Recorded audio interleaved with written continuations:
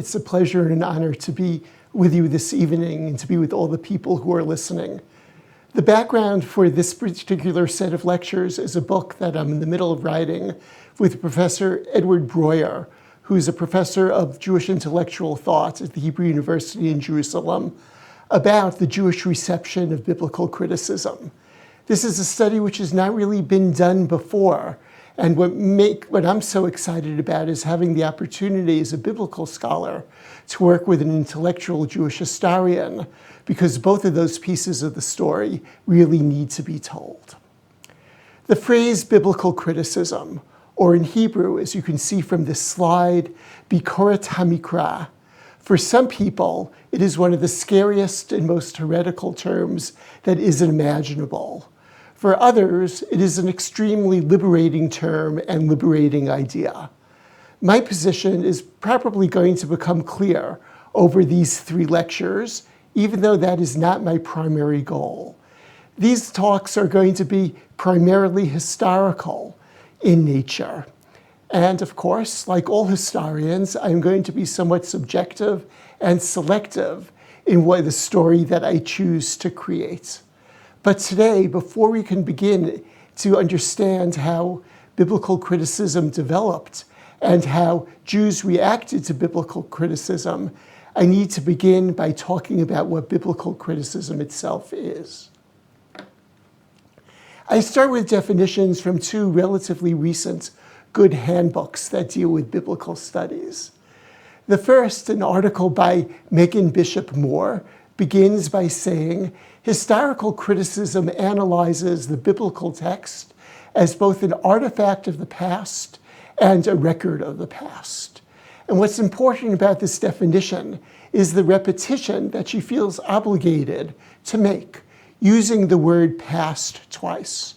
Biblical criticism is really about the past, not so much, she claims, about the present, but what the text meant, rather than what the text means. And as she goes on in the next paragraph, and I'll talk about this a little bit later, biblical criticism is not one single method, but is a set of methods, most of which end in English with ISM, a set of isms. During these 3 lectures, I will only have the opportunity to talk about some of these isms. Or to take a different definition from a few years later, from the most recent Encyclopedia of Biblical Studies, the Encyclopedia of the Bible and its Reception. Historical criticism thus highlights the distance between ancient text and modern reader. And let me just stop there, because when most people read the Bible, they're reading the Bible to bridge that difference. What historical criticism does is it highlights or emphasizes that difference. And to go on, it sees the acknowledgement of this difference as an ineluctable precondition for avoiding misinterpretations that read the present into the past. And this is a different way of saying that for many biblical scholars, the greatest sin that can be committed is the sin of anachronism, where you try to confuse or you accidentally confuse the past and the present. What typifies, according to these definitions of the historical critical method, is an interest in avoiding misinterpretation and keeping the present totally separate from the past.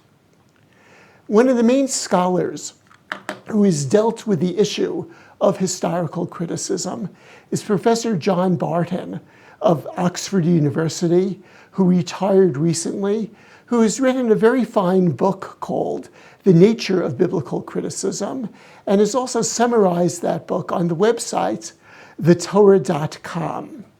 And he points out that historical criticism looks at 4 main issues. It is interested in genetic questions, not genetic in the biological sense purely, but the genetic in the sense of what influences what. It is interested, and this is similar to the previous slide, in original meanings, and thus in reconstructing past history. And historical criticism believes, and here, as we shall see, some people are now challenging this, that disinterested scholarship is possible and is desirable. And he points out, and here I certainly agree with him, that when we're talking about historical criticism or the historical critical method, we're not talking about a single thing, but it really is an umbrella term for what he calls a set of questions or concerns. Now, as I hinted at a moment ago, not all people believe that this particular method is possible. One of the most recent books that deals with biblical scholarship is the New Cambridge Companion to Biblical Interpretation. And here, two different essays written from two very different perspectives are deeply skeptical about the possibility of engaging in historical critical scholarship. I feel a need to be fair and to share these perspectives with you, although I must say I do not share these perspectives. The first one is by an intellectual historian, Paul Michael Kurtz, who asks, has historical criticism had its day? And he answers yes. It may be time to switch from the historical critical horse, which, as ridden in many places, has carried us about as far as it can go, so we can ride on to new horizons, new outlooks, new possibilities. Well, I'm not quite sure if this particular type of criticism has carried us as far as it can go, although Professor Kurtz may very well be right there. But nevertheless, what I'm going to try to do in these 3 weeks is to give you a sense of the different stops that this horse has made along its journeys. A very different type of criticism made by Professor Shively Smith, who is a womanist biblical scholar, namely an African-American female scholar, in that very same volume is quite different.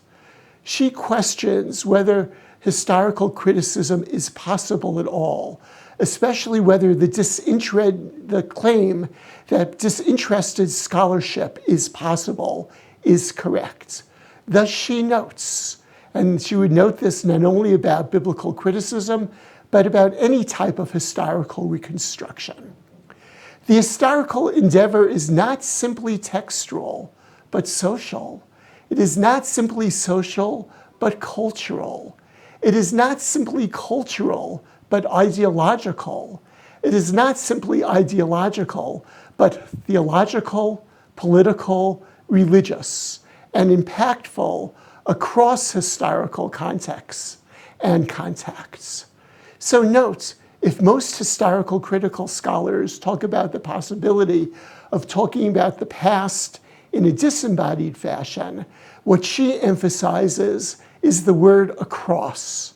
That even if we are trying to talk about the past in an objective fashion, we are definitely thinking about current times, and we are looking about their impact in relation to our current theological, political, religious, and other beliefs.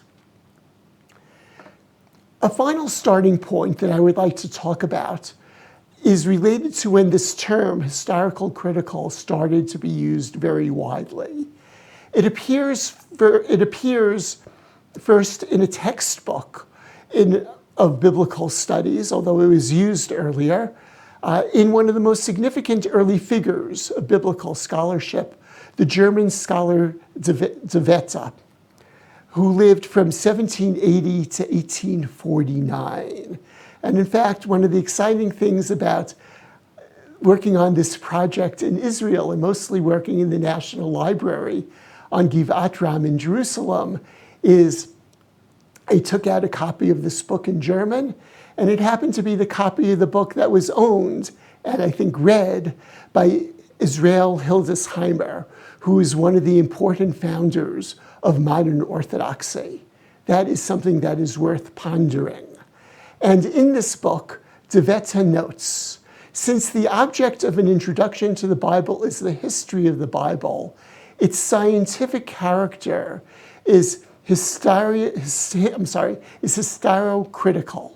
That is, the Bible is to be considered as an historical phenomenon in a series of other such phenomena and entirely subject to the laws of historical inquiry. Those of you who have studied the Bible, whether it's the Hebrew Bible or Jewish Bible or any wider definition of the Bible from any religious perspective, will see how totally foreign this definition, which is going to guide me, is going to be. Because this says that the study of the Bible needs to be subject to normal laws of history rather than having its own set of laws. Before moving on to more specifics, I'd like to talk about the second term in the phrase historical critical, namely the word critical. And I must say that many people think that the word critical and critic is a negative word and feel that, for example, when somebody calls me a biblical critic, they are putting me down in one sense or another. It is certainly true that the word critical is often used in that negative sense in modern speech, but when it is used in the term historical critical, it is used in a very different sense.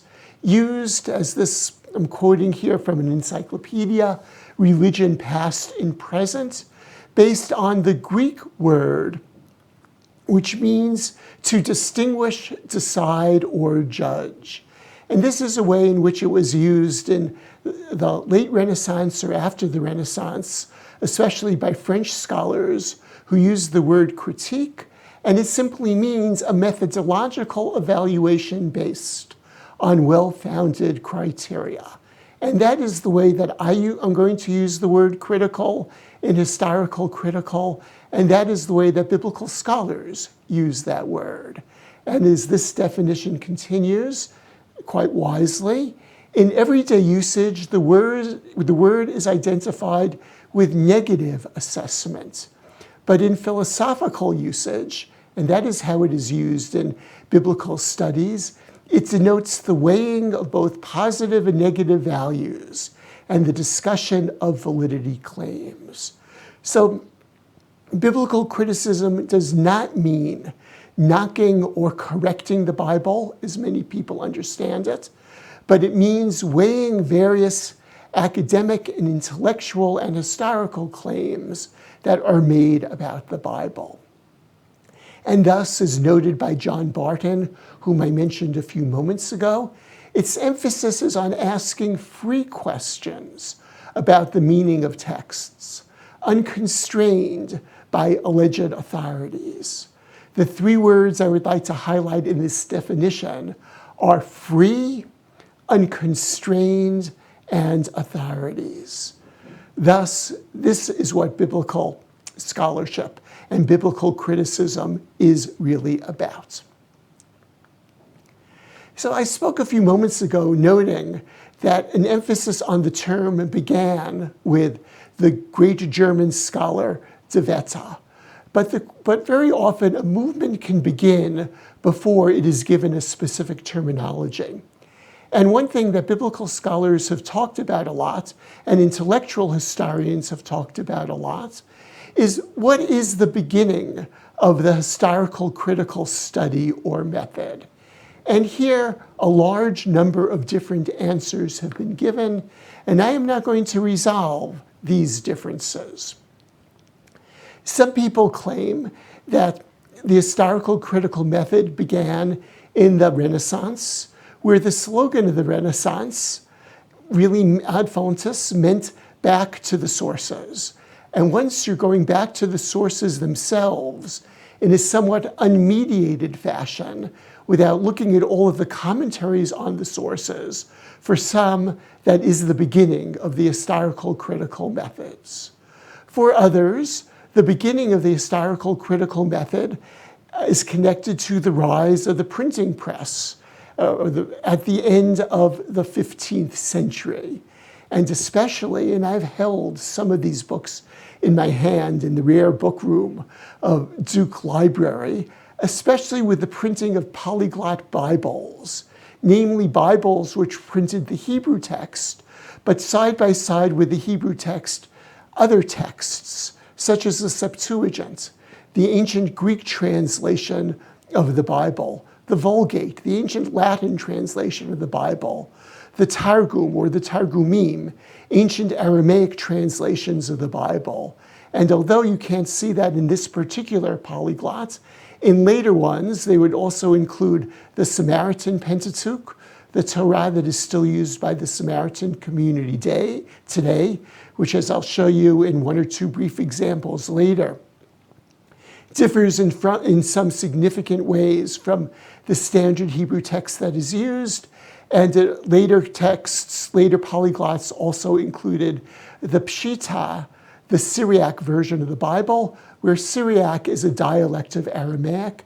And when you think about how these books were printed in the 16th century, before the advent of computers, these are gorgeous, gorgeous books, which really opened the world to different versions of the Bible, where people, of course, or scholars more precisely could see, the Hebrew text and the Greek text do not necessarily agree with each other, thus automatically raising the question, when you're reading them side by side, which one is more correct?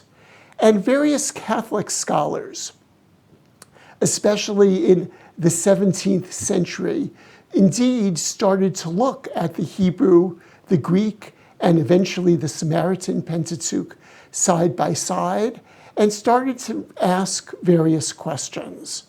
One set of questions was, once they realized that the texts are different, the words are different, the stories are different, they naturally asked the question, which one is the most correct story? Then, starting with Astruc, and to some extent, Richard Simon, the last two Catholic scholars who I mentioned, there began to be a realization that there are certain stories that are told in the Pentateuch or the Torah twice, either consecutively, for example, in Genesis chapters 1 through 3, as I'll discuss a little bit later, there are two different creation stories that are told with different details, and though I do not want to overemphasize it, each story has slightly different names for the deity, and also a realization that within the flood story, the story does not read very well. It contains certain duplications, and it too uses different names for the deity. And thus, these folks suggested in different ways that there were different sources for parts of the book of Genesis that were available to Moses, and Moses combined these different sources. That would be the beginning, in some sense, of what is called source criticism, while the work that I discussed a few moments ago of Capel, Leclerc, and Morin that work is especially associated with what is called text criticism. Something else that needs to be discussed is the beginning of significant study of different Semitic languages. And something that's very striking is that until about 200 or maybe a little bit more than that years ago, the assumption within Judaism and Christianity, and also within the scholarly world as well, is that Hebrew was, excuse my technical usage, a super special language, and also was the first language. It was the language through which the world was created. It is the language that God spoke. And that claim could be made because there are certain puns that only function in Hebrew that are found in the Bible and do not function well in other languages. So for example, when Eve is called Chava, because she is Im Kol Chai, and you could hear the connection between Chava and Chai, you can start to hear the way this is a pun which only works in Hebrew. The linguist Albert Schultenz, though he continued to believe that Hebrew was the original language, nevertheless suggested that other languages, especially Arabic, can be used to better understand Hebrew. That too was a very important historical critical moment. And finally, I'll just mention a British gentleman so that you can realize that these developments are not only happening in France and in Germany, but to some extent in Great Britain as well. Benjamin Kennicott put together an incredible Bible in the end of the 18th century, in which he collated, namely compared, about 800 different Hebrew Bible manuscripts in an attempt to understand what the first or the very best Bible was. But when most people think about historical critical study of the Bible, they indeed think of two philosophers, especially the one on the right, whom I'll get to in a moment. But Spinoza is later than and was influenced by the great British author Thomas Hobbes, who in his Leviathan, which is a book against the British monarchy, claimed that Moses did not write the entirety of the Torah or Pentateuch. In this whole talk, I'll be using those two words interchangeably. He only wrote the sections that are directly attributed to him. So where it says, for example, very often, Vaydaber Adonai el Moshe lemor, the Lord spoke to Moses saying, that Hobbes attributed to Moses. But for example, sections of Genesis, and I emphasize this, where it never says in the book of Genesis that this was stated by God to Moses, Hobbes attributed some of these sections to others. Then, for many people, the most important figure who needs to be discussed is somebody who is named Baruch. When he was born, Spinoza, who died as Benedict or Benedictus Spinoza, who was born as a Jew and was excommunicated in his 20s, who wrote, and if I were to wear a t-shirt to this particular lecture, my t-shirt would have this particular saying on it. He wrote in his theological political tractate, which has two very significant chapters on the interpretation of the Bible. To put it briefly, I hold that the method of interpreting Scripture is no different from the method of interpreting nature and is, in fact, in complete accord with it. In many ways, I see this statement as similar to and as the precursor of what De Wette said in his introduction. De Wette uses the phrase that the Bible needs to be understood using normal historical methods. Spinoza says that the Bible needs to be interpreted in the same way that nature needs to be interpreted. There is no special pleading. There are no special rules for how the Bible needs to be interpreted.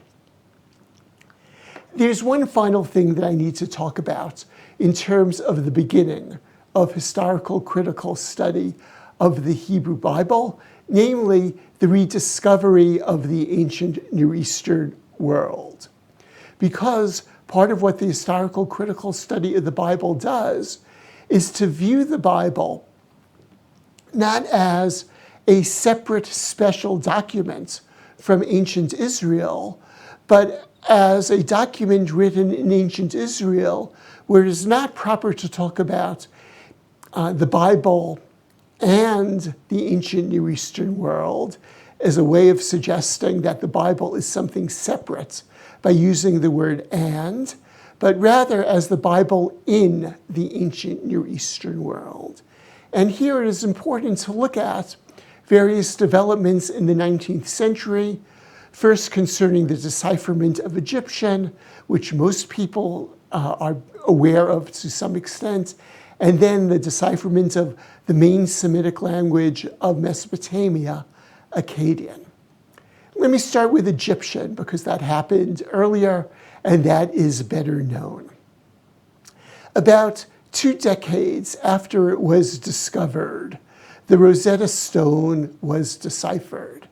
And it was deciphered because it was a trilingual text which had 2 different writings in ancient Egyptian and Greek. And it was through the Greek that it was eventually possible to decipher the Egyptian language, and thus a large number of Egyptian texts that were unearthed started to be deciphered. One of the important texts is mentioned on the right hand of the slide, where Flanders Petrie discovered a stele which is called the Merneptah stele, and that stele talks about events from about the year 1207 BCE and is the first mention of Israel as a people anywhere in the ancient Near Eastern record outside of the Bible. And again, the outside of the Bible is important because we do not really know exactly when different parts of the Bible were written. Thus, the late 13th century has the earliest mention of Israel as a people. That caused quite a sensation, although Petrie was not very happy with this sensation because he really cared about ancient Egyptian texts and culture, and did not like the fact that people were talking about his discovery in terms of its importance for ancient Israel, rather than its importance for understanding the rich culture of ancient Egypt. The second decipherment, which happened a little bit later, was the decipherment of what we now call Akkadian. Some of you may know it as Babylonian, but Akkadian is the generic term used for the main Semitic language of ancient Mesopotamia, which was finally deciphered in the year 1857. And it too was deciphered with the help of an inscription, as in the Rosetta Stone, also a trilingual inscription, an inscription that was written in Akkadian, in Elamite, and in Old Persian. But unlike the Rosetta Stone, which could be carried away and put in the Louvre in Paris, the trilingual inscription that was used for the decipherment of Akkadian was carved on a rock face in a place now in Iran called Bayastin. It is thus called the Bayastin inscription. And it took a long time for scholars to decipher this particular language, in part because it did not have a Greek counterpart, had an Old Persian counterpart. And in 1857, this language was declared deciphered when a text was given to a bunch of different scholars who were sitting in different rooms. They each had to decipher and translate the same text. They came up with more or less the same translation, and thus it was decided by the Royal Asiatic Society, who engaged in this particular competition, that Akkadian was deciphered. For those of you who know about the story of the translation of the Septuagint, the ancient Greek model, the story for the translation, for the decipherment of Akkadian is really quite comparable. Now, by the time Akkadian had been deciphered, a large number of tablets had been unearthed in ancient Iraq and had been brought to the great museums in Europe, especially to the British Museum, to the Louvre, and to the museum in Germany.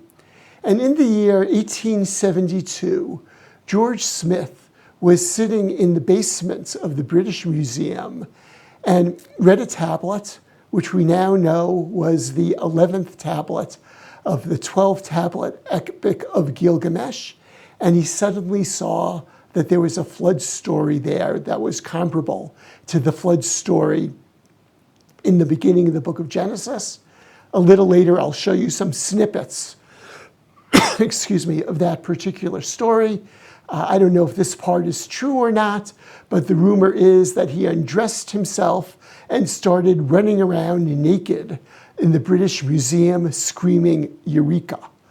But aside from that, this raised a tremendous amount of interest in the ancient Near East, in England and elsewhere. It helped raise a tremendous amount of money for archaeological excavations, and is very important in terms of understanding the Bible from a historical critical perspective. And finally, and here I'll start on the right, in the very early 20th century, the Laws of Hammurabi were discovered. Even though they're originally from Babylon, they were taken by the Persians as booty. Thus, they were unearthed in Susa in Iran, and they were rather quickly deciphered. So you have a picture of the Laws of Hammurabi, which you can also see in the Louvre already. That is all the way to the right.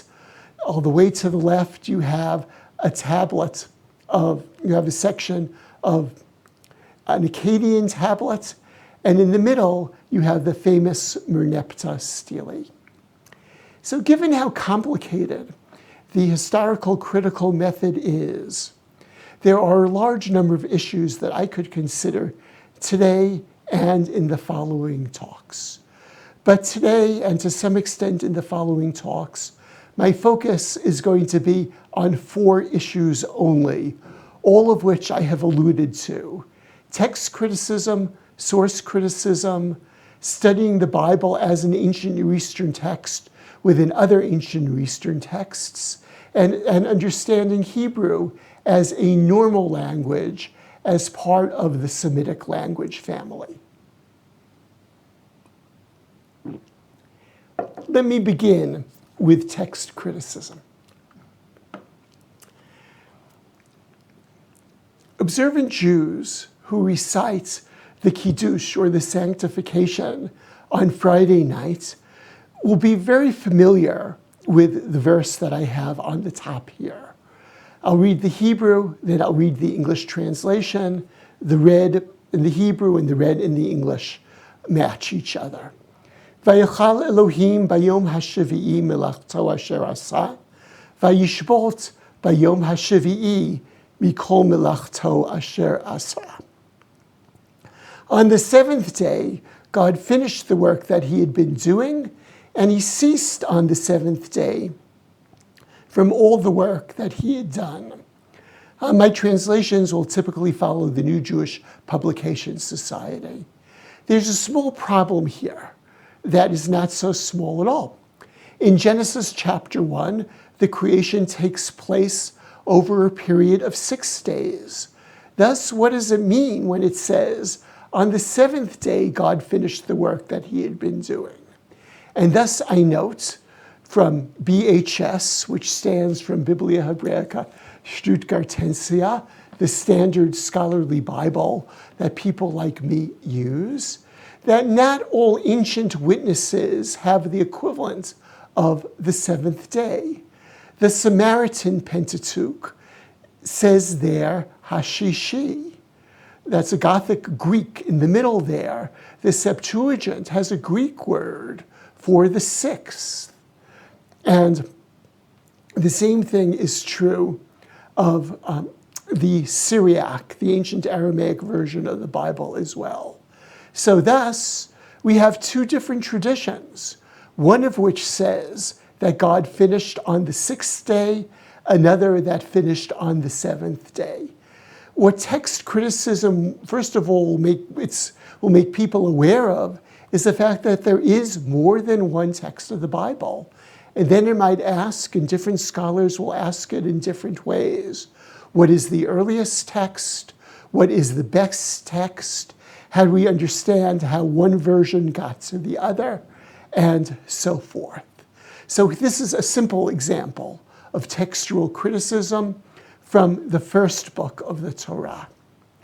I'll give you an example of textual criticism now from the 5th and final book of the Torah, from the great speech, great poetic speech in Deuteronomy chapter 32, verse 8. And I'll read it phrase in Hebrew, phrase in English. Behanchel elyon goyim, when the Most High gave nations their homes. Behafrido b'nei Adam, and he set the divisions of man. Yatsev givulot amim, he fixed the boundaries of peoples. Lemispar b'nei Israel, in relation to Israel's numbers. And this is a real question. What does this phrase, Lemispar b'nei Israel, in relation to Israel's numbers mean? And from this very same Bible, but this is very well noted elsewhere, that's a Gothic Q for Qumran, for the Dead Sea Scrolls, has a reading, and the Greek Bible, instead of reading Israel's numbers, reads Angeluteo, which means the angels of God. And thus, it is very likely that the Greek version, instead of translating B'nai Yisrael, was translating B'nai El, the children of God, or B'nai Elim.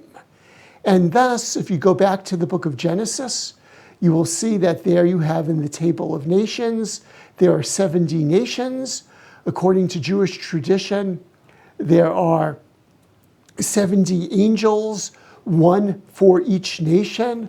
The God of Israel, the high God, is Israel's God. And this indeed makes a great deal of sense, that God fixed the boundaries of peoples in relation to the children of God, 70 angels, 70 peoples, and thus this alternate text makes a great deal of sense. And furthermore, one could see, as the religion of ancient Israel became more and more monotheistic, how the word Yisrael could switch from how the word El, God, can be switched to the word Israel. But again, what textual criticism will do is, first of all, make us aware of the fact that there are different ancient versions of the Bible, and encourage us to begin to question which is the best or the most correct version. I could offer you hundreds of similar examples, each of which raises questions about the best reading. I now want to move on very quickly to source criticism, which is what most people associate with the historical critical method, and is certainly part of it, but is not all of it. So even in medieval times, or even in classical Jewish times, it was certainly realized that there is a repetition of the creation story in Genesis chapters 1 through 3, and that the middle of Genesis chapter 2, verse 4, is the breaking point of those two stories. The first one ends, Ele toldot hashamayim va'aretz behi bara'am. This is a story, or these are the generations of the heavens and the earth when they were created. And the second story begins, listen to the first word, it's quite important. Biyom asot Adonai Elohim, shamayim va'aretz. In the day in which the Lord God created heavens and earth. So here you see a break between the stories, and there really is a significant difference between the two stories. The first one, and I'm happy to talk about this in the questions and answers, consistently uses the verb bara, to create. That verb is absent in the second story, which typically uses the word yatsar, to create, as a potter creates. There are different orders to the creation. So if you go back and ask yourselves to order when birds, land animals, man and women were created, you will get different answers for the first story and for the second story. Also, and this is why I emphasize that translation, when I talked about the beginning of the second half of Genesis chapter 2, verse 4, with the word biyom. In the first creation story, the creation is over a period of 6 days. If I take the word biyom seriously, and I think that I should, then the creation is happening over the period of a yom, over a single day. And thus, biblical scholars have suggested that you have two consecutive different stories, one following the other, which tell about creation. They have different emphases. Certainly the second story is much more about the creation of people, while the first story is much more about creation in general.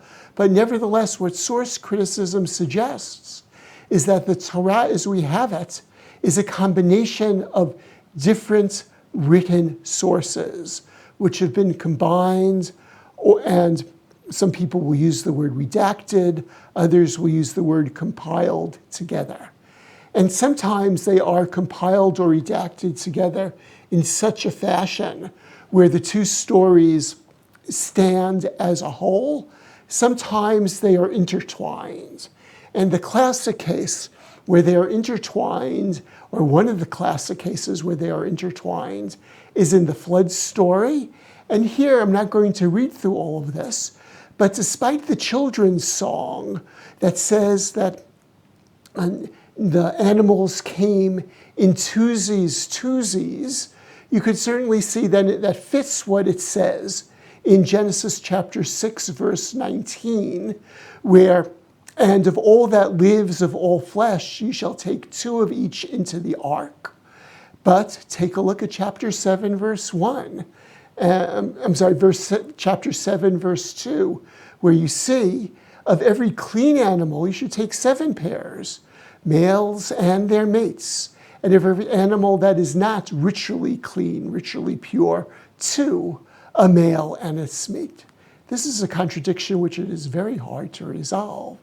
And similarly, you can see that in chapter 7, verse 1, it rains for 7 days, then it talks about rain upon the earth for 40 days and 40 nights, yet 20 verses later, the waters swelled on the earth for 150 days. And you could see this in a whole lot of places. It looks like what you have here are 2 originally separate stories which have been intertwined in such a fashion. You might wonder, why would someone go to the trouble of intertwining them like this, rather than the much simpler way in which the 2 stories in Genesis chapters 1 to 3 are intertwined? There's a very simple reason for this. The flood story ends with a promise that there would never again be a flood on the earth. Thus, it would be rather awkward to have one complete story which ends with the flood being over, the ark landing on a mountain, and God promising there will never be another flood, followed by another story in which there is a flood and Noah has to again bring all of the animals onto the ark. So what source criticism does is using a variety of clues, and most people who talk about source criticism claim that the main clue is related to different names for God that are used in the stories. That is a misrepresentation of source criticism. That is only one part of the type of evidence that is used for disentangling the various sources. And source criticism allows us to find the earlier sources that were combined, redacted, or compiled into the Torah. And while I am talking about the story in Noah, let me just briefly mention the classic case from Tablet 11 of the Gilgamesh epic, where here you could see why George Smith got so excited in the British Museum. Again, the boat lands on a mountain, though it has a different name. The way in which the person who is saved along with his family is going to decide whether or not the water has really subsided is by releasing various birds. Initially, the bird returns, then another bird returns, and finally, a bird does not come back, quite similar to what you have in the story of Noah. And afterwards, the flood is over, the hero decides, and it is time to offer a sacrifice to the deity. And you can see the next to last line here. The gods smelled the savor, very similar to the phrase that you have in the Hebrew Bible of the reach nichoach, the sweet savor of sacrifices. And George Smith realized, oh my gosh, this has to be the precursor story for the story of the flood in the Hebrew Bible. And that is not the only case where you had precursor stories. And this is something we're going to talk about in a little more detail next week. When the Laws of Hammurabi were quickly deciphered at the beginning of the 20th century, scholars realized that there are remarkable correspondences between those laws, which date from the 18th pre-Christian century, and this are earlier than the date when Moses would have lived according to the standard biblical chronology. And thus, the Laws of Hammurabi, that term is now preferred to the Code of Hammurabi, are earlier than Exodus and have many close parallels to it. So if you just look at this for a slide for a second, while I take a sip of water, the closenesses, the parallels should be rather obvious. We have three cases dealing with oxes that gore. The first one deals with goring a man to death. In the case of the Bible, man or a woman. The second case deals with what happens if the ox is a known gorer, but the owner does not take good care of it. And then the ox goes out and kills somebody. And the third case deals with not a free person, but deals with a slave. Three very similar laws, though the way in which they are punished is different. This is something I may come to in 2 lectures from now. But nevertheless, the correspondences are extremely close and become even more striking. And this I am told and have to believe because I grew up in Brooklyn, New York, where I did not have much familiarity with oxen of any sort, goring or not. Oxen do not typically go about goring people. So this is an unusual case where an ox gores somebody, and really looks like this case is used as a type of paradigmatic law in the Laws of Hammurabi, and is copied almost directly from the book, from Hammurabi through some sort of intermediary in the book of Exodus. The final thing that I want to highlight very, very briefly is what does it mean to study Hebrew as a normal Semitic language? And to take into account our discoveries of Semitic languages as we try to better understand the Hebrew Bible. And I'll give you a single example of this, which becomes quite evident if you compare 2 different translations of the second verse of Exodus chapter 15, of the Song of the Sea, of Shirat Moshe. The King James Version has, "The Lord is my strength and song." The New Jewish Publication Society has, "The Lord is my strength and might." How do you get from song to might?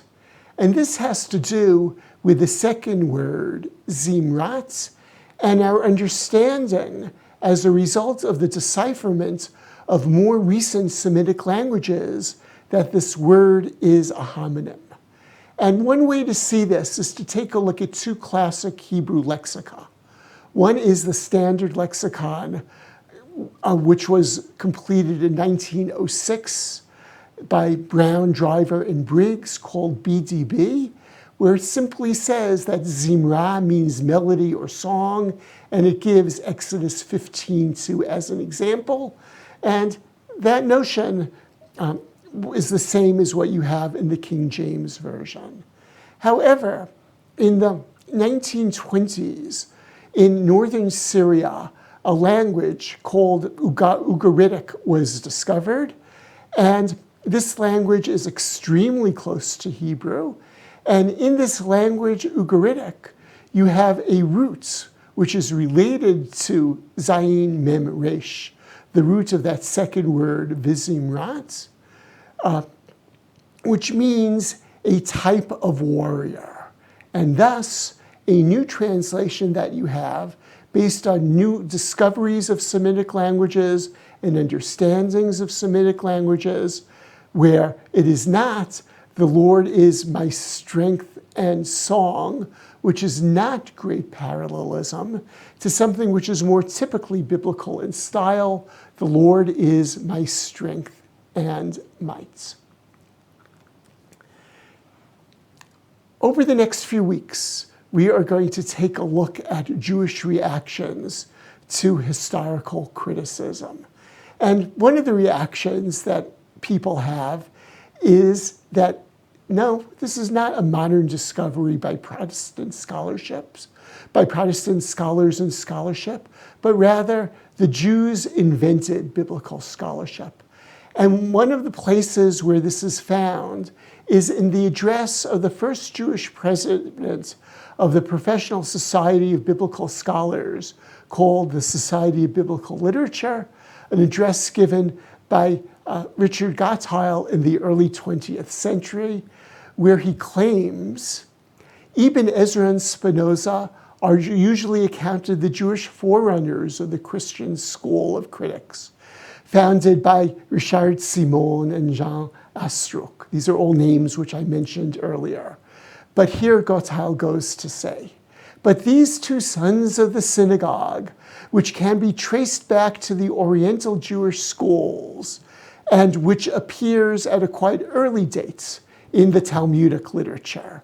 In other words, he's claiming Jewish biblical criticism goes back all the way to the Talmudic period, and the book that I started with on that very first slide by Soloveitchik and Shazar, which I'll discuss in 2 weeks, make a similar claim. Does this claim have any merit? It has a tiny amount of merit.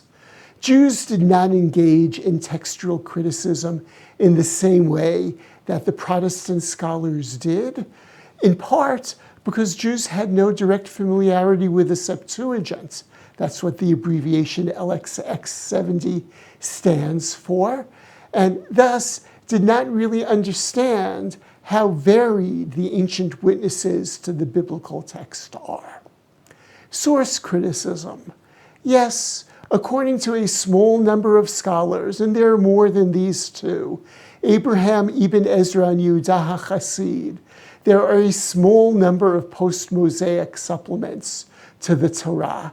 But in traditional Judaism, these are a small number of supplements, not systematic sources, the way in which Protestant scholars developed it. Jews played no special role in understanding the Bible and ancient Near Eastern precursors.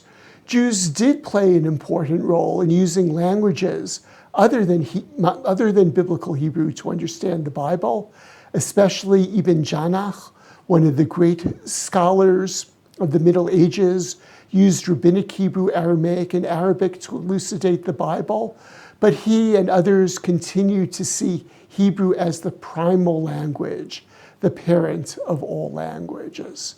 Thus, I would say there may be some Jewish precedents to biblical scholarship, but the importance of these precedents is very overrated.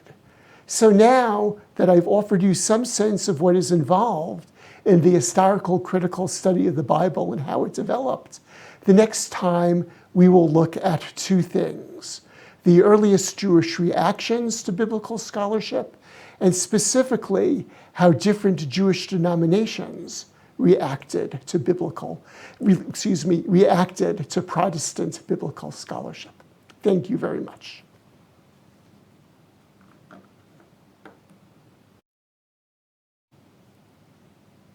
So let's see. You can take a breath and a sip of water. Could you say a few words about the Bible you're holding in your hand, the version, and explain why this is the version that researchers use? Sure. So this is actually the 4th edition of something called Biblia Hebraica, a 5th edition, which is called BHQ, Biblia Hebraica Quinta, is now in the middle of being completed. And what this Bible does, I really have no sense of how well any of you can see this, is it has the biblical text on top, and it has variant editions, variant versions on the bottom. So for an example that I just gave a couple of minutes ago, on the top one it has Genesis chapter 2. It will have the Hebrew version, HaShavi'i, the seventh, and it will note on the bottom which versions of the Bible have slightly different words in Hashishi. Sometimes there's a difference in words. Sometimes the differences are much larger. Sometimes verses are in different orders. So for example, in Proverbs chapter 31, the so-called woman of valor or capable wife, Eshet Chayil, there are two verses which appear in a different order in the Greek Bible than in the Hebrew Bible. And a good question is, what order is the correct order?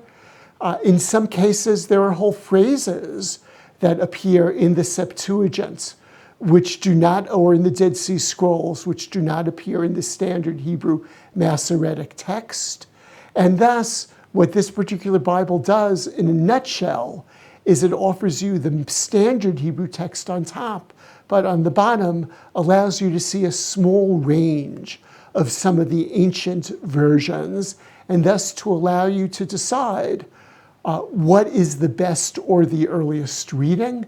And what this also has is sometimes in a manuscript, a mistake can happen very, very early. And thus, all of the versions might be mistaken. And some scholars have created what are called conjectural emendations. They're guessing, basing on the fact that all of the texts as we have them do not make a tremendous amount of sense what the earlier text would be. And these conjectural emendations are found in the bottom apparatus of Biblia Hebraica as well. Okay, so another question. Do the variances affect the overall meaning of the text or law being presented, or are the differences more semantic in nature? Thank you. That's actually a great question. And the answer is sometimes the differences are stylistic. You might have a slightly different word, a synonym. You might, for example, to give you an internal Hebrew example, have the word haaretz instead of ha'adamah, two different words which can be used for the land. I will allow listeners to decide if the difference between the sixth day and the seventh day is a significant difference or not. Certainly for people who believe that we have precisely the exact text and we're positive what it is, that would be a quite significant difference. Again, I'm not suggesting, I guess today's Sunday, I will be reciting or somebody will be reciting the Kiddush on Friday night in my house. And the person reciting it is not going to change those words. But nevertheless, that is a real difference in terms of meaning. In laws, there are differences as well. And that certainly is significant. And I'll even say there are minor differences. And to the extent that rabbinic interpretation often works off of the precise spelling of a particular Hebrew word, sometimes the Dead Sea Scrolls will have a different spelling of that word, or will suggest that in, let's say, the 1st century BCE, that word has a number of different spellings. And for some people, that might make them wonder whether a rabbinic interpretation which is based on precise spelling and wording needs to be thought about a little bit differently. There's a few questions referring to how Rashi deals with differences in text. Are you going to be answering, referring to Rashi in any of your next sessions? Because I'm afraid we won't be able to accept all the questions, but I see these are the topics that comes up repetitively. I'm glad that a number of people asked this. So let me talk about with an example the difference between what biblical scholars do and the difference between what Rashi does, which is really following classic midrashic methods.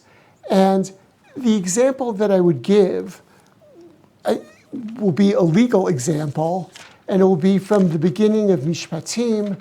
It will be from Exodus chapter 21, where it talks about a Hebrew slave who likes his master and goes through, makes a declaration, and then the result of that declaration, the person is brought to the doorpost, his ear, not his earlobe, his ear has an awl drawn through it, and then the last words are va'avado le'olam. He, the servant, serves his master le'olam. And the word le'olam means, elsewhere in biblical Hebrew, and those of you interested in Rashi would do well to look at the gloss of Rashbam, Rashi's grandson, on this, that le'olam typically means forever. Rashi, following the rabbinic interpretation, including the Tanaic Midrash, the Mechilta, glosses the word le'olam, forever, as until the Jubilee year.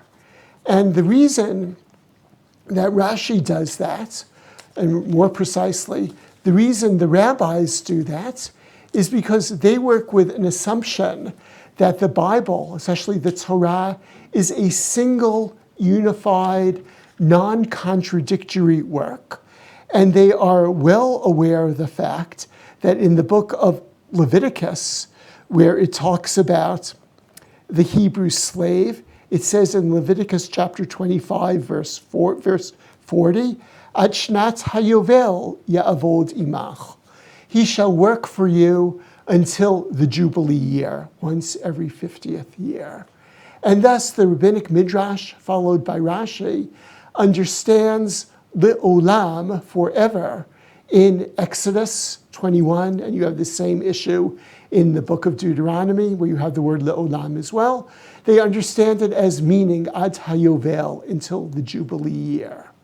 Now, James Kugel, in The Bible as It Was, is wonderful at pointing out 4 basic assumptions of classical rabbinic interpretation, early Jewish interpretation as well, and this runs through much of medieval interpretation. And one of them is that the Bible cannot contradict itself. And therefore, because the Bible cannot contradict itself, rabbinic midrash, and Rashi follows it, glosses le'olam, forever, in Exodus chapter 21 as meaning until the Jubilee year. Historical critical biblical scholarship. Again, take a look at what I said about Zaveta. Take a look at what I said about Spinoza. Assumes that biblical language is normal language. I use the phrase deprivilege. Historical biblical scholarship deprivileges the assumption that the Bible is divine language and thus can have meanings other than their normal meanings. This is a huge difference between critical scholarship and medieval scholarship and classical scholarship. And thus, I will hardly be talking about Rashi, because Rashi really has a different, what I would call, philosophy of biblical language than modern critical biblical scholarship. And one of the issues that I will be talking about in the next few weeks is to what extent do different different Jewish scholars at different points liberate themselves, or other people might choose a different word than liberate, but I'll stick with that word, historically liberate themselves from the way in which biblical language is traditionally understood as having its own rules, and instead understands it as more normal language. Thank you for that explanation, and thank you everyone for joining us. Thanks. Marc Brettler will be continuing into series next week, and we hope you all join us. So thank you very much.